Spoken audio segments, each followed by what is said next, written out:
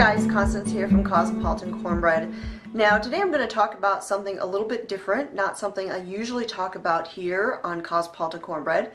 I'm going to talk about going paleo.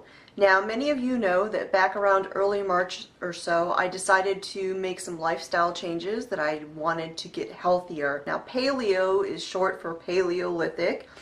And honestly, I find the name of it a little bit silly, but really it is whole food, real food eating. Some would describe it as clean eating. You cut out anything artificial, you cut out processed foods. I'm talking about this today just because I've had so many questions about it. I've had a lot of people asking me how it's going and wanting an update on everything. And so that's why I'm addressing that today. Also, let me throw out the disclaimer of the fact that I am not a doctor, I am not a nutritionist. This is just a topic that I've done a lot of reading on for quite a while and have made the decision for myself that this is what I want to do. If going paleo is something that you're thinking about doing, I recommend doing your homework and seeing if it is right for you before you dive into it. So that aside, let me get into both the pros and the cons of going paleo. There have been some good things and there have been some not so good things, and there's been some surprising results from it as well. So first of all, when I dove into going paleo, I went straight on paleo. I didn't like ease into it. I went into it 100%. And the first thing that happened was I actually went through a detox period, which I find almost unbelievable that that would happen. If you are eating a typical diet, even if it's a healthy diet, and then you suddenly cut all carbs and all sugars and such out of your diet, your body actually detoxes. I had about 3 days, I think, where I was having trouble sleeping, where I was really jittery, where I was having trouble focusing, and it was just, I would never have thought that that would actually happen, but it did. And I know many people who have done either paleo or keto or just a general low carb diet who've all had that. Not everybody does, but a lot of people do. I didn't think I would, simply because yes, I eat a lot of breads. You know, I'm a carbivore, but I didn't eat a lot of sugar, so I didn't think that that would happen to me. So I was a little bit surprised that it did. So that was the first thing that happened. And then the second thing that happened was I did lose a lot of weight, especially that first week. I lost 11 pounds in a week, and I wasn't even trying. I didn't even work out that first week. So that was pretty amazing to lose that. Now, since then, the weight loss, according to the scale, has slowed down and actually kind of become stagnant. But even though the numbers on the scale aren't moving, I'm still making progress, and I can see that in other ways. For instance, I have a belt that I wear pretty much all the time. If I've got pants on that have belt loops, I've got my belt on. And it's a good quality leather belt that I've had for some time now. And when I bought it, I wore my belt on the second hole from the end. Now, over the holidays through winter, I had actually gained a little bit of weight, and I had gotten to where I was on the first hole on the belt. And if I gained any more weight, I was not only going to have to go up a jean size, which I probably could have done that anyways, but I was going to have to get a bigger belt because I barely could close my belt anymore. And that was one of the things that triggered this, I gotta do something about this situation. So, like I said, the scale isn't moving. However, I'm seeing that progress with my belt. Now, rather than having my belt on the second hole, which was my normal spot for buckling my belt, I'm actually on the fifth hole. And so that has kind of been a steady progression of my belt size, even after the scale stopped moving. The belt size continued to shrink. Another thing that has happened that has helped me see the difference that's been happening with me is that the other day I was walking down the driveway to go check the mail, and I noticed that as I was swinging my arms while I was walking down the driveway, my hands were actually brushing against my hips.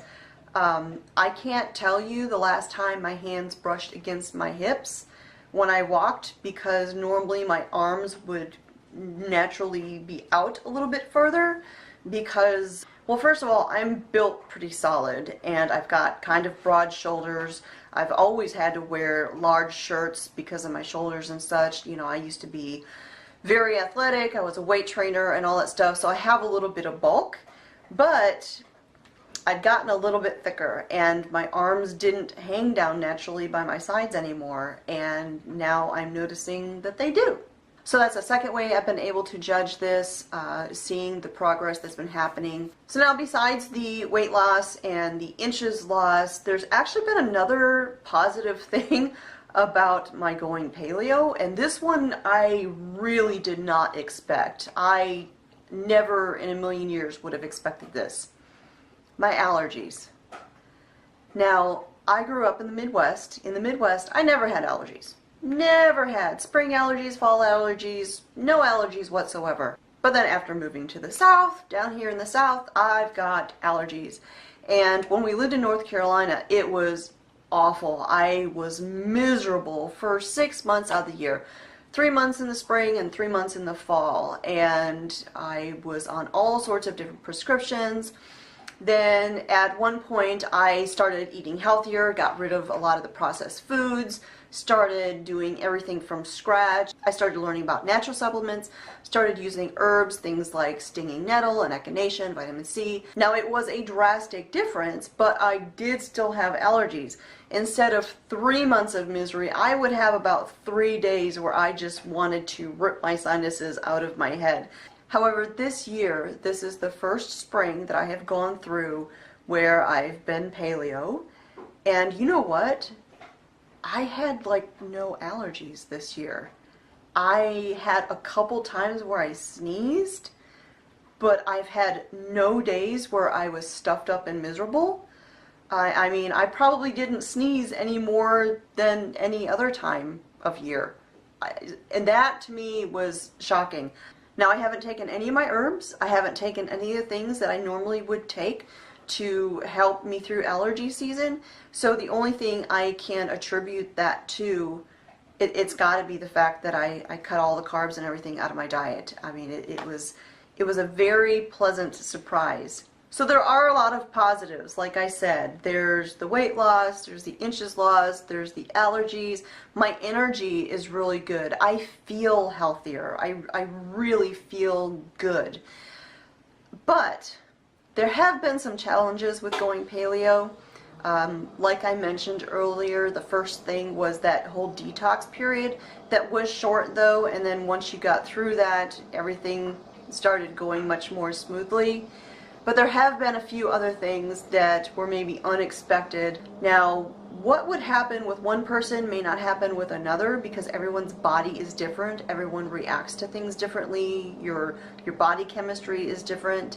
And I started having, there's really no delicate way of putting it, I started having gut issues. And this is something that I've heard a lot of people who go paleo or keto or whatever have at first, but then it goes away. Except for me, it wasn't going away. It was lasting. It had been going on for a few weeks, and it was getting absolutely miserable. And so I started thinking about, okay, what have I changed? Because yes, I've taken things out of my diet, but what have I put in that is new that might be causing this? Because I do have certain foods that I eat now that I have a reaction to. I cannot eat them, pineapple being the #1 thing, which breaks my heart. And so I started thinking about, okay, what have I added into my diet that is new? Okay, I'm using more stevia, but stevia has never bothered me before. And I know it bothers some people, but it doesn't bother me. So I ruled that out. But there were 2 things that I had added to my diet that I either never used before or I never used in this quantity. So one of the things I had added was cashews. I love cashews. And so I had stocked up on cashews. I would eat a handful for a snack. I would throw them on my salad for some crunch. And I got to thinking, I don't usually eat cashews like that. Cashews are usually a really rare thing for me. So let's cut out the cashews and see what happens. Well, I did notice that I was feeling a little bit better, but it still wasn't the way it should be. My gut was still tore up. And so the only other thing that I had added into my diet was coconut sugar. You know, I drink coffee in the morning. I love my coffee, but I really don't care to have my coffee totally unsweetened. So I had cut out the organic cane sugar and I had replaced that with coconut sugar because the coconut sugar gave my coffee that sweetness without changing the flavor of my coffee. I didn't want the taste of my coffee changed. I just wanted it slightly sweetened. And the coconut sugar was the only one that did that.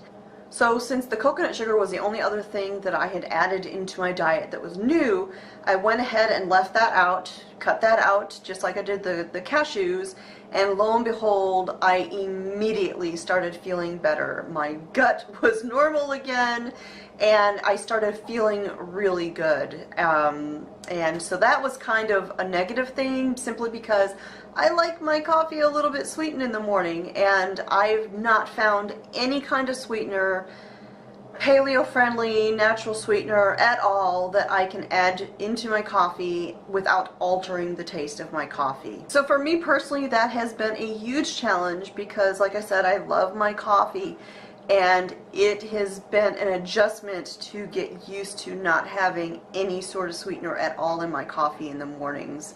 I still drink my coffee, and I've said in the past, I like coffee. Caffeine has zero effect on me, so I don't drink my coffee in the morning to wake me up.